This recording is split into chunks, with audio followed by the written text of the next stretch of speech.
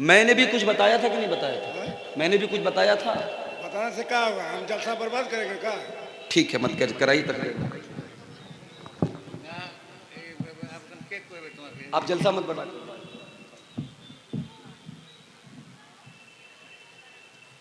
क्या गुस्सा करके जाते हैं?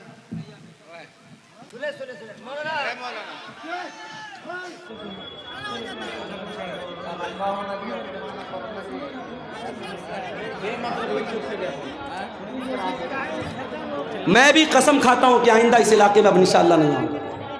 बहुत मुझे आज तकलीफ हुई है, बहुत दर्द हुआ है मुझे। जिस तरीके का लबो लहजा, जिस तरीके की जबान इस्तेमाल हो रही है, आप आलिम को बुला करके डरा रहे हैं, उसको जो है आतंकित कर रहे हैं, उसको दहशत में मुब्तला कर रहे हैं। एक आदमी मुझसे आके कहता है कि संभल के जाइएगा, आपके ऊपर हमला हो सकता है। मतलब आप इसलिए एक मेहमान को बुलाते, आलिम को बुलाते हैं।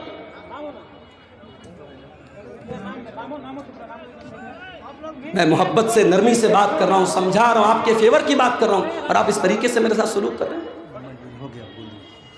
मैं कितनी बार बताऊं कि मेरी मजबूरी है भाई। मुझे शौक है कि मैं बाई रोड 400 किलोमीटर का सफर तय करके जाऊं।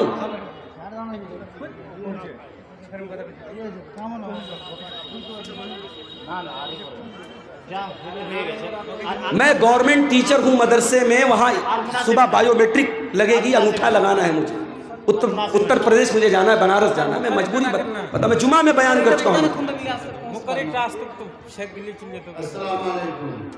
मौलाना साहब, आपसे मैं एक रिक्वेस्ट यही करता हूँ, जो आप जिस तरीका से इस धरना की जलसा में प्रोग्राम दिए हैं और दर्शकों या पब्लिक हर जगह का आए हैं, आपके लिए आपका आवाज़ सुनने के लिए बहुत उम्मीद लेकर आए हैं। जिस टाइम आपसे आवाज़ सुनने के लिए आपको बैठना चाहिए, उस टाइम में आप उठ के जा रहे हैं। इसके लिए पब्लिक जो है परेशान है। दूसरी बात है, हमारी मदरसा का जो है साल का एक बार जलसा होते हैं। बहुत 2-4 लाख रुपया खर्चा करके हम लोग एक प्रोग्राम बना रहे हैं। मौलवी साहब, आप जो स्टेज से चला जा रहे हैं तो हमारी बहुत मदरसे का बहुत। ठीक है भाई, मैं स्टेज पर बैठ जाता हूँ, मैं नहीं जाता हूँ। मैं कल की छुट्टी किसी तरीके से ले लूँगा, मैं वहाँ तनख्वाह कटवा लूँगा, नौकरी को खतरे में, मैं मगर तकरीर नहीं कर सकता। जब आपकी इज्जत की बात है तो मेरी भी इज्जत की बात है। अगर आपको जलसा अपना लग रहा है कि बर्बाद हो जाएगा, मैं तो जान का खतरा मोल लेकर के जा रहा था ना, मैं नहीं जाऊंगा। ठीक है, मैं बैठ जाता हूँ स्टेज पर। अगर आपको लगता है कि आपके मेरे स्टेज पर बैठे रहने से आपका जलसा बर्बाद नहीं होगा तो बचा लीजिए जलसे को। मैं जलसे को बर्बाद नहीं करना चाहता। हमारे ऊपर बहुत सारे हुकूक हैं, बहुत सारे अधिकार हैं, बहुत सारे लोगों की जिम्मेदारी है, बहुत सारे लोगों का कर्तव्य है, रिस्पॉन्सिबिलिटी है। हम इस दुनिया में अकेले नहीं हैं। कोई हमारा बाप है, कोई हमारा भाई है, कोई हमारा चचा है, कोई हमारा पड़ोसी है, कोई हमारा रिश्तेदार है। तो कुरान करीम की जो ये आयत है, सूरह निसा की आयत नंबर 36, सूरह निसा की आयत नंबर 36, इस आयत में अल्लाह ताला ने 10 हुकूक बयान किए। और आज की हमारी तकरीर का जो वक्तव्य का जो विषय है, तकरीर का जो उन्वान है, वो कुरान की इसी आयत के अंदर जो 10 बातें बयान की गई है, वही 10 बातें बयान करूंगा। और उसके बाद इंशाअल्लाह आपके इदारे के लिए चंदा, और उसके बाद मैं आपसे रुखसत हो जाऊंगा। वाबुदुल्लाह वला तुशरिकू बिही शैआ, अल्लाह की इबादत करो और अल्लाह की इबादत के साथ किसी को शरीक न करो। ये पहला हक अल्लाह ने बयान किया। इस धरती पर हम आए हैं, इस दुनिया में हम आए हैं, उस पालनहार की, उस पैदा करने वाले की, उस सृष्टि करने वाले की हमें और आपको इबादत करना है। उसी के आगे सर झुकाना है, उसी से लौ लगाना है, उसी से मांगना है, उसी से डरना है, उसी से मोहब्बत करना है। अल्लाह की इबादत में हमें और आपको किसी को शरीक नहीं करना है मेरे प्यारे साथ। उसी एक अल्लाह की इबादत का इकरार 5 टाइम की नमाज में हर रकात में हम और आप करते हैं। इय्याका नअबुदु व इय्याका नस्तईन, आय अल्लाह हम तेरी ही इबादत करते हैं और तुझ ही से मदद मांगते हैं।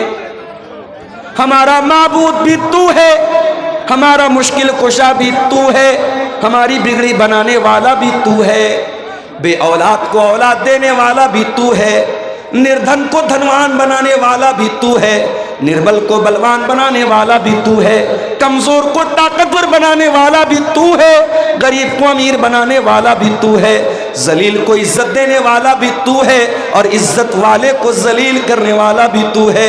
व तु इज्जु मन तशा व तु जिल्लु मन तशा। आय अल्लाह, तू जिसको इज्जत दे दे उसको कोई जिल्लत देने वाला नहीं है, और तू जिसको जिल्लत दे दे उसको कोई इज्जत देने वाला नहीं है। यह है तौहीद, इसी का नाम है तौहीद, और इसी का अपोजिट है शिर्क। अल्लाह की नजर में सबसे बड़ी नेकी क्या है? तौहीद है, और सबसे बड़ा पाप क्या है? शिर्क।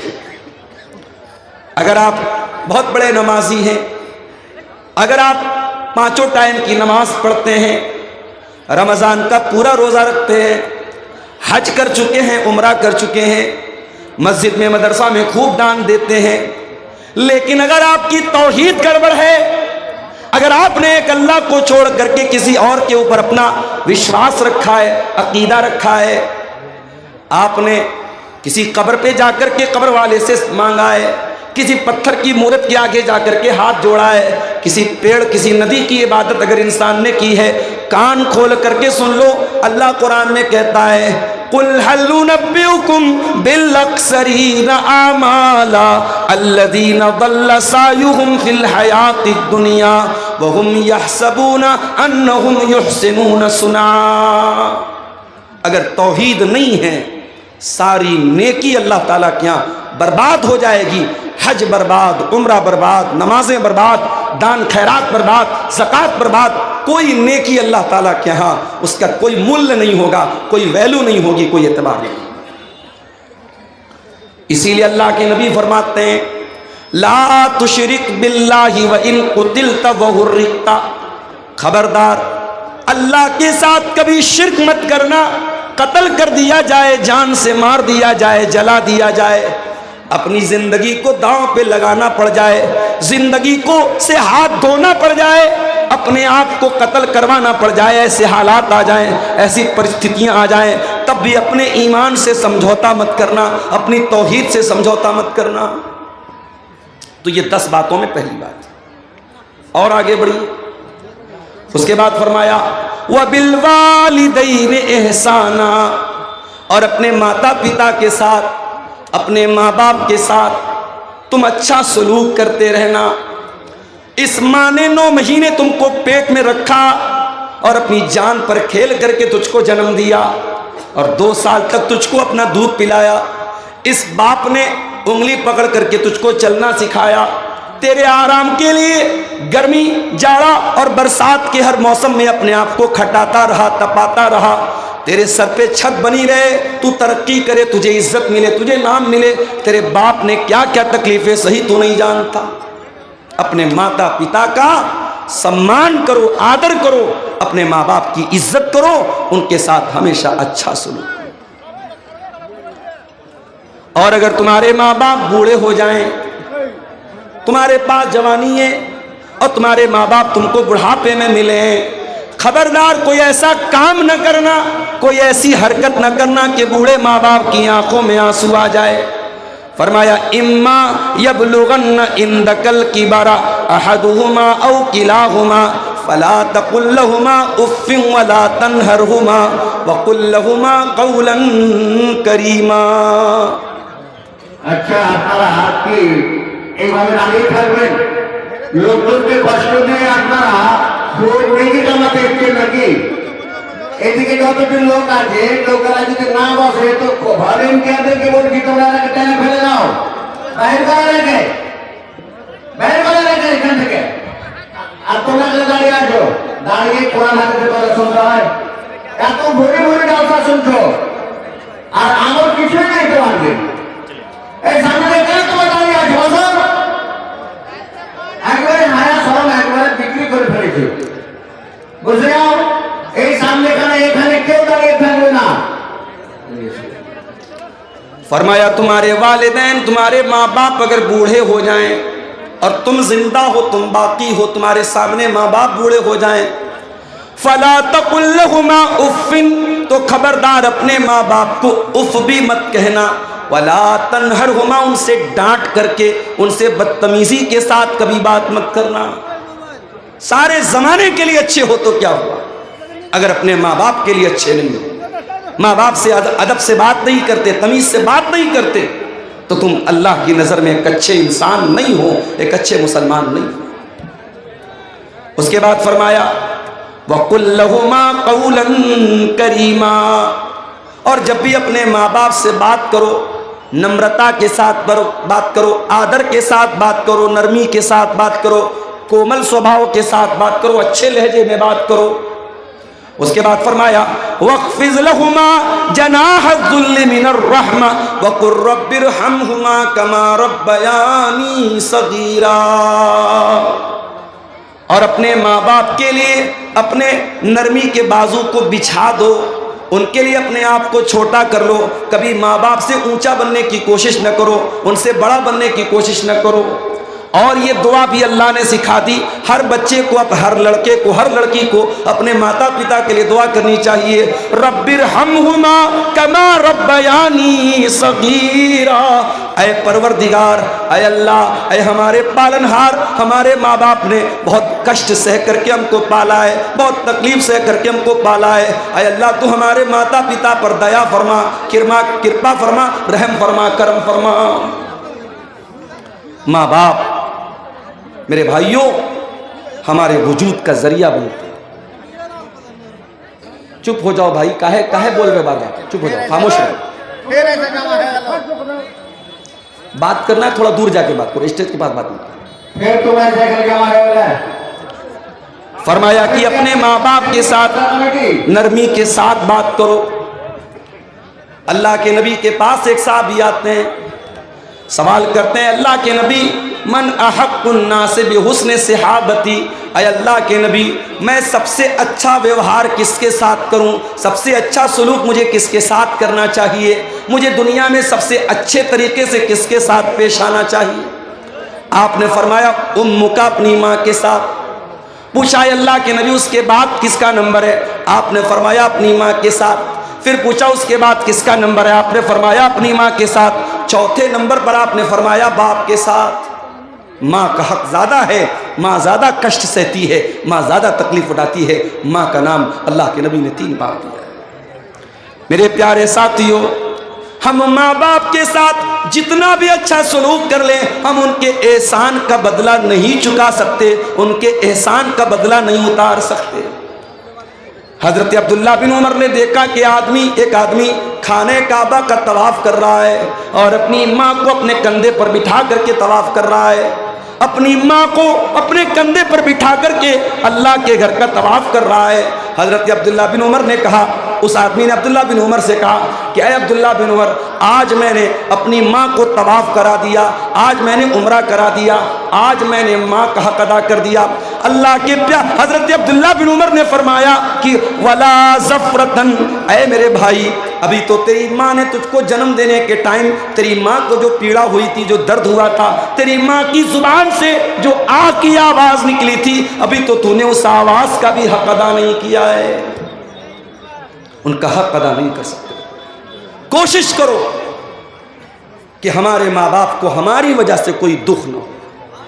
ठीक है, वो गलत हो सकते हैं, एक उम्र आती है जब माँ बाप बूढ़े हो जाते हैं, चिड़चिड़ापन आ जाता है, बच्चों की तरह बचपना आ जाता है, जिद आ जाती है, ये सोच करके नज़रअंदाज कर दो।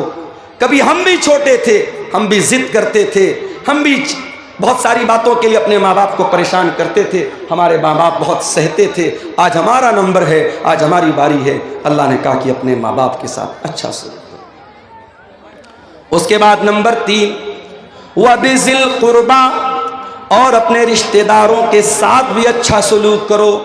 कोई तुम्हारा भाई है, कोई तुम्हारा चाचा है, कोई तुम्हारा ताया है, कोई तुम्हारा दादा है, कोई नाना है, कोई ससुर है, ये जितने रिश्तेदार हैं तुम्हारे, ये रिश्ते तुमने नहीं बनाए, ये रिश्ते अल्लाह ताला ने बनाए हैं। अपने इन रिश्तेदारों के साथ भी तुम अच्छा सलूक करो। उनकी खुशी में शामिल हुआ करो, उनके गम में शामिल हुआ करो। कुछ नहीं कर सकते तो कम से कम मीठे अल्फाज बोल दिया करो ताकि उनके दिल को खुशी मिल जाए, उनके दिल को तसल्ली मिल जाए। अल्लाह के नबी के पास एक आदमी आया, उसने कहा अल्लाह के नबी मेरे कुछ रिश्तेदार हैं, मैं उनके साथ अच्छा सलूक करता हूँ लेकिन वो मेरे साथ बुरा सलूक करते हैं। मैं उनके साथ नरमी का व्यवहार करता हूँ, वो मेरे साथ बदतमीजी करते हैं। अय अल्लाह के नबी मुझे क्या करना चाहिए? आपने फरमाया जैसा तुम बयान कर रहे हो, जैसा तुम बता रहे हो, अगर तुम अपने रिश्तेदारों के साथ ऐसा ही कर रहे हो फकअन्नमा तुसिफ़ुहुमुल मल्ला, तो तुम उनके मुंह में जहन्नम की आग की राख भर रहे हो। यानी तुम तो अच्छा काम कर रहे हो लेकिन वो बदतमीजी करके, वो गलत काम करके, वो तुम्हारे साथ गलत सलूक करके अपने आप को जहन्नम का हकदार बना रहे हैं। उसके बाद अल्लाह के नबी ने फरमाया ऐ मेरे सहाबी, तुम जब तक अपने रिश्तेदार की मदद करते रहोगे, उसका सपोर्ट करते रहोगे, उसके साथ अच्छा सलूक करते रहोगे, अल्लाह का एक फरिश्ता हर वक्त तुम्हारे साथ रहेगा, तुम्हारी मदद करेगा। इसलिए मेरे भाइयों, रिश्तेदारों के साथ अच्छा सलूक किया करो। जब आप दान देने के लिए निकलें, जब आप ज़कात बांटने के लिए निकलें, जब आप गरीबों की मदद करने के लिए निकलें, तो पहले नज़र दौड़ाओ कि मेरे रिश्तेदारों में, मेरे ख़ानदान में, मेरे करीब के लोगों में कहीं ऐसा तो नहीं कि कोई ज़कात का हकदार है, कोई सदका खैरात का हकदार है, कोई मदद का हकदार है, कोई ऐसा है कि हम उसकी सहायता कर सकते हैं, उसकी मदद कर सकते हैं। अगर कोई रिश्तेदार है तो पहले उसकी मदद करो।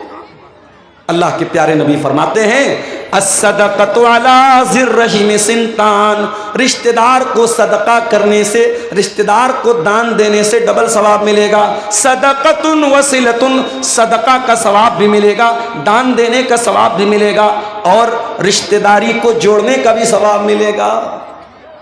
आप लोग तो गांव के रहने वाले हैं, गांव में तो अभी भी बहुत अच्छे हालात हैं, शहर के हालात बहुत बुरे हैं। मुंबई में मैं गया, एक आदमी फ्लैट में रहता है, ग्राउंड फ्लोर से 8-9 फ्लोर के ऊपर उसका रूम है, कमरा है, 20 साल से वो रहता है। उसके पड़ोस में कौन रहता है, उसके पड़ोसी का नाम क्या है, 20 साल में उसको ये जानने की भी कभी तौफीक नहीं। ये बड़े बड़े शहरों का ये हाल है मेरे भाई। कौन जीता है, कौन मरता है, जैसे हम कार से जाते हैं, कोई कुत्ता मरा है, कोई बिल्ली मरी है, हम उसको देखते भी नहीं है। वो हालत आज ही इंसान इतना खुद गर्ज हो चुका है, इंसान इतना सेल्फिश हो चुका है, इतना स्वार्थी हो चुका है कि आज कौन जी रहा है, कौन मर रहा है, इंसान को इसकी टेंशन नहीं, इसकी चिंता नहीं।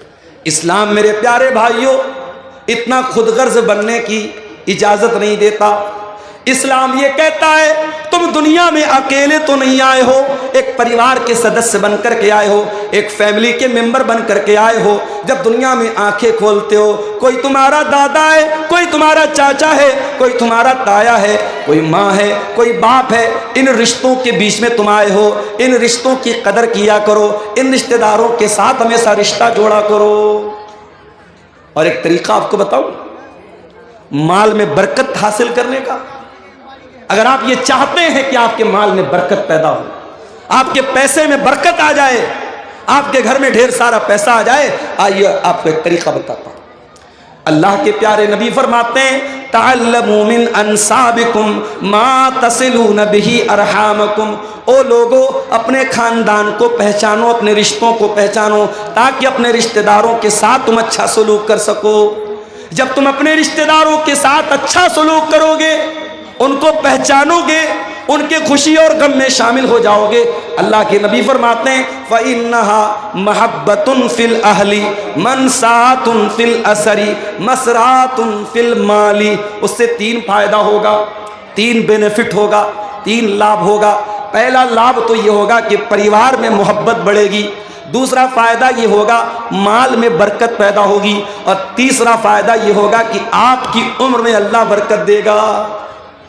अगर आप दौलत वाले हैं, अगर आप करोड़पति हैं, अगर आपको अल्लाह ने नवाजा है, अपनी दौलत अपने ऊपर खर्च की तो क्या की, अपने बीवी बच्चों पर खर्च की तो क्या की, दौलत का सही इस्तेमाल तो ये है, अपने बाल बच्चों की ज़रूरत पूरी करने के बाद, अपनी ज़रूरत पूरी करने के बाद हम ये देखें हमारे रिश्तेदारों में कौन है जो हमारी मदद का हकदार है, और आगे बढ़ करके किसी गरीब की लड़की की शादी करा दें, किसी का घर टूट रहा है उसका टूटा हुआ घर बना दें, किसी की मदद कर दें। मेरे प्यारे साथियों, ये तीसरा हक है जो अल्लाह ताला ने इस आयत में बयान किया, वह बिज़िल कुर्बा, अपने रिश्तेदारों के साथ भी तुम अच्छा सुलूक करो। उसके बाद फरमाया वबिल वालिदैनि एहसानम वबिज़िल कुर्बा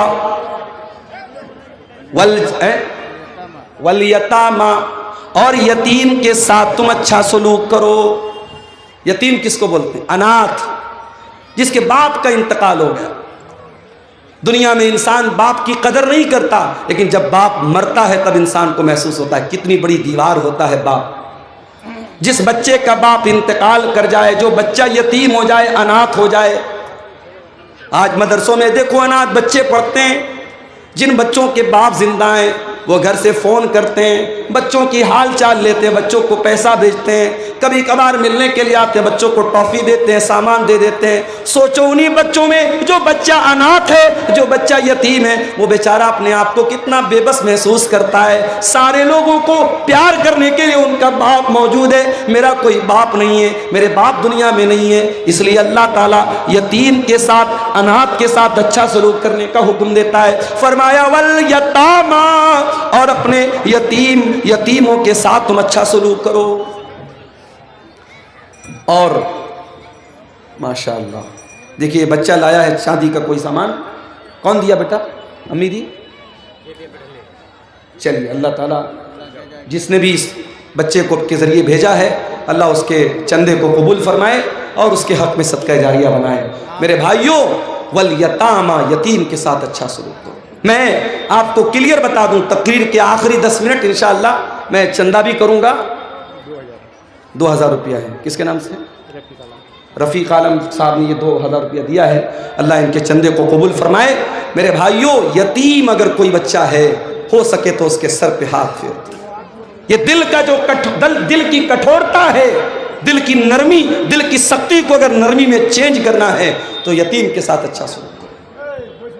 एक सहाबी अल्लाह के नबी के पास आए, कहा अल्लाह के नबी, मुझे अपना दिल बहुत कठोर महसूस होता है, दिल बहुत सख्त महसूस होता है। आपने फरमाया जाओ इमसा बिरासिल यतीम, किसी अनाथ के सर पर हाथ फेर दो, किसी यतीम के सर पर हाथ फेर दो, किसी यतीम की मदद कर दो, किसी यतीम के खाने का इंतजाम कर दो, तुम्हारे दिल की कठोरता दूर हो जाएगी। आज मसला तो यही है मेरे भाई, हमारे दिल कठोर हो चुके हैं, हमारे दिल सख्त हो चुके हैं। इस दिल में ना अल्लाह की मोहब्बत है, ना रसूल की मोहब्बत है, ना क़यामत का डर है, ना आखिरत का डर है, ना जन्नत की तलब है, ना जहन्नम से बचने का जज्बा है मेरे भाई। तो यतीम के साथ अच्छा सलूक करो। हमारे नबी तो यतीम थे, पैदा हुए तो बाप का साया न था। 6 साल की उम्र में माँ के साथ जा रहे थे, रास्ते में माँ का भी इंतकाल हो गया। मेरे नबी 6 साल की उम्र में डबल यतीम हो गए, माँ भी नहीं बाप भी नहीं। मेरे नबी से बढ़ करके यतीम की पीड़ा को कौन समझेगा, यतीम के दर्द को कौन समझेगा। इसीलिए अल्लाह के प्यारे नबी फरमाते हैं अना वकाफिलुल यतीम कहातैन, मैं और यतीम की परवरिश करने वाला, मैं और यतीम को पालने वाला, यतीम का भरण पोषण करने वाला। क़यामत के दिन ऐसे आएंगे। आपने अपनी दोनों उंगलियों से इशारा किया। इसलिए यतीम, अगर आपके समाज में, आपके गाँव में कोई बच्चा यतीम है, हो सके तो उस यतीम की परवरिश अपने ज़िम्मे ले लो। नहीं ले सकते उसके मदरसे का खर्चा अपने ज़िम्मे ले लो। नहीं कर सकते तो कम से कम देखो कि उसका बेहतर भविष्य बनाने के लिए, उसका अच्छा मुस्तकबिल बनाने के लिए क्या कर सकते हैं आप। यतीम के साथ अच्छा सलूक करो। उसके बाद फरमाया वल जार ज़िल कुर्बा, और अगर तुम्हारा कोई ऐसा पड़ोसी है जो पड़ोसी भी है और रिश्तेदार भी है, पड़ोसी भी है और चाचा भी है, पड़ोसी भी और ताया भी है, पड़ोसी भी है और चचेरा भाई भी है। अगर तुम्हारा पड़ोसी तुम्हारा रिश्तेदार है तो उसके साथ भी तुम अच्छा सलूक करो।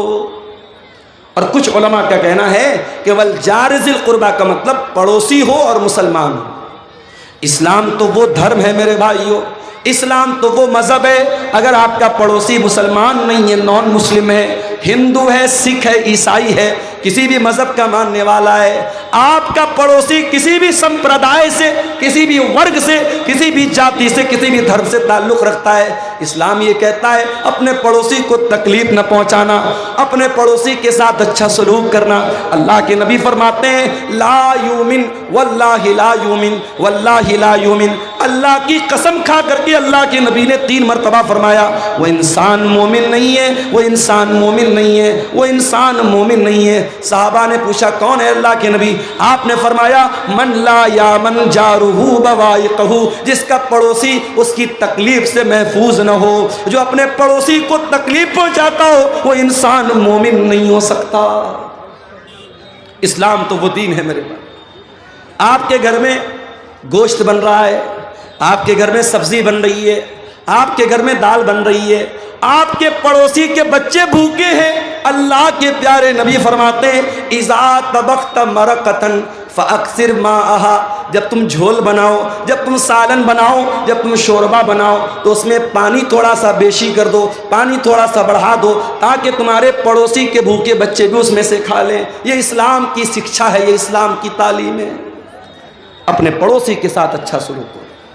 मेरे प्यारे साथियों, समय बहुत कम है, आप आइए, आते रहिए अगर आप मोहब्बत करते हैं, और मैं जानता हूं कि आप मोहब्बत करते हैं। इतने बड़े बड़े प्रोग्राम आप कराते हैं और यूपी से आप मुझे बुलाते हैं, तो यकीनन आपके दिल में कहीं ना कहीं मोहब्बत है। आप आगे बढ़िए और अल्लाह ने जितना नवाजा है दिल खोल करके आइए। ये माल, ये दौलत दुनिया में रह जाएगा, लेकिन इस मदरसे में और कुरान पढ़ने वाले इन बच्चों को आप जो दान दे के जाएंगे, इंशाअल्लाह वो आपको काम देगा, आखिरत में काम देगा, और हमारी दुआएं आपके साथ रहेंगी। आप आते रहिए और मुसाफा करते हुए यहाँ मदरसे को दान देते जाइए। मेरे प्यारे साथियों, मैं कुरान की सूरह निसा की आयत नंबर 36 पढ़ रहा हूँ, और इस आयत में 10 बातें अल्लाह ताला ने बयान की है, और इन 10 बातों को आपके सामने रख रहा हूँ। अल्लाह की इबादत करो, अल्लाह के साथ किसी को शरीक मत करो, माता पिता के साथ अच्छा सलूक करो, और रिश्तेदारों के साथ अच्छा सलूक करो, और यतीमों के साथ अच्छा सलूक करो। उसके बाद कहा वल जार ज़िल कुर्बा, उस पड़ोसी के साथ अच्छा सलूक करो जो पड़ोसी तुम्हारा रिश्तेदार है। उसके बाद फरमाया वल जारिल जुनुबी, और उस पड़ोसी के साथ भी तुम अच्छा सलूक करो जो पड़ोसी तो है मगर अजनबी है, तुम्हारा रिश्तेदार नहीं है, तुम्हारा रिलेटिव नहीं है, तुम्हारा संबंधी नहीं है। अगर पड़ोसी है किसी दूसरे मजहब का है, उसके साथ भी तुम्हें अच्छा सलूक करते रहना है। उसके बाद फरमाया वस्साहिबि बिल जंबी, और अपनी यात्रा में, अपने सफ़र में, तुम बस में जा रहे हो, तुम ट्रेन में जा रहे हो, तुम कार में जा रहे हो, तुम्हारे साथ जो सहयात्री है, जो तुम्हारे साथ को पैसेंजर है, जो तुम्हारे साथ सफ़र कर रहा है, उसके साथ भी तुमको अच्छा सलूक करना है। यहाँ ट्रेन पर हम देखते हैं साहब, ट्रेन के डब्बे के बीचों बीच जाए नमाज बिछा करके नमाज पढ़ने लगते हैं। गलत है, ये इस्लाम की शिक्षा नहीं है।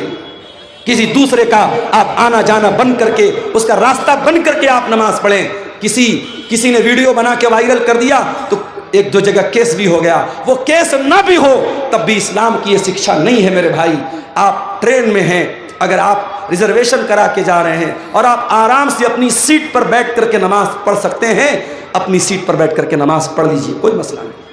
उलमा का फतवा मौजूद है, ट्रेन की सवारी हमारे अपने कंट्रोल की सवारी नहीं है। कार से जा रहे हैं, कार को रोक सकते हैं, घोड़े से जा रहे हैं, घोड़े को रोक सकते हैं, ऊंट को रोक सकते हैं, ट्रेन तो हमारे रोकने से नहीं रुकेगी। तो ट्रेन पर आप अपनी सीट पर जहां बैठे हैं उसी तरीके से आप नमाज पढ़ लीजिए। अब कोई पूछे मौलवी साहब, ट्रेन तो हमारी पूरब की ओर जा रही है और हमें नमाज तो पश्चिम की ओर पढ़ना है, तब कैसे पढ़ेंगे?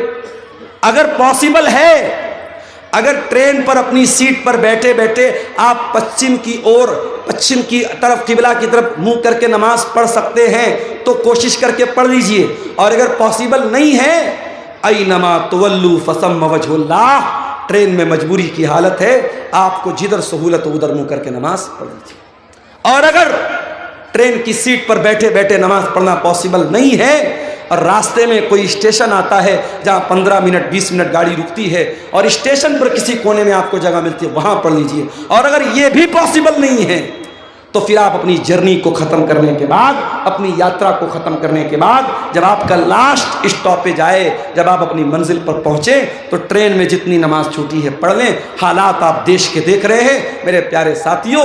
इस्लाम ये तालीम नहीं देता है आपकी नमाज से किसी को तकलीफ़ पहुँचे, आपकी ज़ात से किसी को तकलीफ़ पहुँचे। फरमाया वस्साहिबि बिल जंबी, अपने सफ़र के साथी के साथ भी अच्छा सलूक करो। वब्नि सबील, और जो मुसाफिर है अपने घर में वो बहुत पैसे वाला है, लेकिन आपके यहाँ वो सफ़र में आया था, उसका किसी ने पॉकेट मार दिया, उसका पर्स चोरी हो गया, उसका बैग चोरी हो गया, या कोई आपके घर में मेहमान बन के आया है। फरमाया वब्नि सबील, अपने मेहमान के साथ भी तुम्हें अच्छा सलूक करना है, मेहमान को अच्छा खिलाना है, मेहमान को अच्छी इज्जत देना है। इस्लाम की एक तालीम ये भी है मेरे भाई। हज़रत इब्राहीम अलैहिस्सलाम के घर में मेहमान आए। कौन आए? फरिश्ते आए। इब्राहीम अलैहिस्सलाम पहचान नहीं पाए क्योंकि वो इंसान की शक्ल में आए थे, बड़े खूबसूरत खूबसूरत शक्ल में आए थे। हज़रत इब्राहीम अलैहिस्सलाम जल्दी से गए और बछड़े का गोश्त बना करके लाए, बछड़े को भून करके लाए और उनके सामने पेश किया।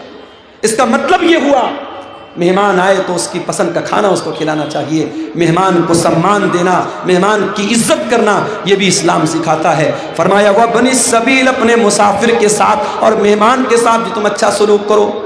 उसके बाद फरमाया वह मा मलकत ईमानुकुम, जो लोग तुम्हारे अंडर में काम कर रहे हैं, जो तुम्हारे गुलाम हैं, तुम्हारे नौकर हैं, तुम्हारे कर्मचारी हैं, तुम किसी कंपनी के मालिक हो, बॉस हो, तुम्हारे अंडर में काम करने वाले लोग हैं, या तुम कोई कारखाना चला रहे हो, तुम्हारे घर में काम करने वाले लोग हैं, अपने नौकर चाकर के साथ, अपने गुलामों के साथ भी तुम अच्छा सलूक करते रहना।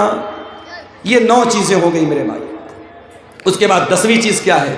इन्नल्लाह ला युहिब्बु मन काना मुख्तालन फखूरा, अल्लाह ताला उन लोगों को पसंद नहीं करता है जो घमंडी हैं, जो तकब्बुर करने वाले हैं, जिनके अंदर अहंकार है, जिनके अंदर गुरूर है। अल्लाह गुरूर करने वाले को कभी पसंद नहीं। न दौलत का गुरूर चलेगा, न कुर्सी का गुरूर चलेगा, न खूबसूरती का गुरूर चलेगा। बहुत बड़ी दौलत वाला था कारून, अपने खजानों के साथ ज़मीन में धंसा दिया गया। बहुत बड़ा बादशाह था फिरौन, उसकी सारी बादशाहत खत्म हो गई और पानी में अल्लाह ताला ने डुबा डुबा करके मार दिया। बड़ी ताकत वाली कौम थी कौम आद, बड़ी ताकत वाली थी कौम समूद, अल्लाह ताला ने हवा की तरह उड़ा दिया। इन्नल्लाह ला युहिब्बु मन काना मुख्तालन फखूरा, अल्लाह ताला अहंकारी लोगों को, मगरूर लोगों को, घमंडी लोगों को पसंद नहीं करता मेरे भाई। इसलिए अपने अंदर तवाज़ु पैदा करो। अगर समाज में आपको इज्जत मिली है, रुतबा मिला है, कदर करो इसकी, इज्जत करो इसकी कि अल्लाह आपसे काम ले रहा है। अल्लाह ने आपको लोगों में एक वर्चस्व दिया है, एक स्टेटस दिया, एक सम्मान दिया है। इसका दुरुपयोग न करो, इसका गलत इस्तेमाल न करो मेरे प्यारे साथी। अल्लाह के प्यारे नबी फरमाते हैं मन तवाज़ा लिल्लाहि रफ़अहुल्लाह, जो अपने आप को छोटा बना ले अल्लाह के लिए, जो अपने आप को हकीर बना ले अल्लाह के लिए, अल्लाह उसको और बुलंदी देगा, और सम्मान देगा, और ऊंचा मकाम देगा। तो ये 10 बातें हैं मेरे प्यारे साथियों जो सूरह निसा की आयत नंबर 36 में अल्लाह ताला ने हमारे सामने बयान की है। अब आप रात भर जलसा इंशाअल्लाह सुनेंगे, लेकिन मैं आपसे ये कहना चाहूँगा कि एक बार अकेले में बैठकर, तन्हाई में बैठकर ज़रा गौर कीजिएगा कि इन 10 बातों में से कितनी बात पर आप अमल कर रहे हैं। पहली चीज़ क्या है? अल्लाह की इबादत करना और अल्लाह की इबादत में किसी को शरीक ना करना। कभी गौर कर लेना घर में जाके, कहीं ऐसा तो नहीं कि हमारे घर में भी बच्चे तावीज़ पहन रहे हैं, हमारे घर में भी बच्चों के माथे पर काला टीका लगाया जा रहा है, हमारे घर की औरतें भी टोने टोटके कर रही हैं, गलत रास्तों पे जा रही हैं। अगर हो रहा है तो जाके बंद करा दो मेरे भाइयों, अपने अकीदे और अपनी तौहीद को बर्बाद मत करो। दूसरी चीज़, माता पिता के साथ अच्छा सलूक करें। अगर आपके घर में आपके माँ बाप तकलीफ में हैं, आप इस आयत पर अमल नहीं कर रहे हैं, आप जाइए माँ से माफ़ी मांगिए, बाप से माफ़ी मांगिए, और यकीन रखिए जब तक माँ जिंदा है माफ़ी मांग सकते हो, बाप जिंदा है माफ़ी मांग सकते हो। माँ चली गई, बाप चला गया, पछताओगे कि काश मैंने माफ़ी मांग ली होती, काश मैंने अच्छा सलूक किया होता। आज इंसान 4 पैसे कमाता है, माँ की दवा के पैसे उसके पास नहीं है, बाप के इलाज के पैसे उसके पास।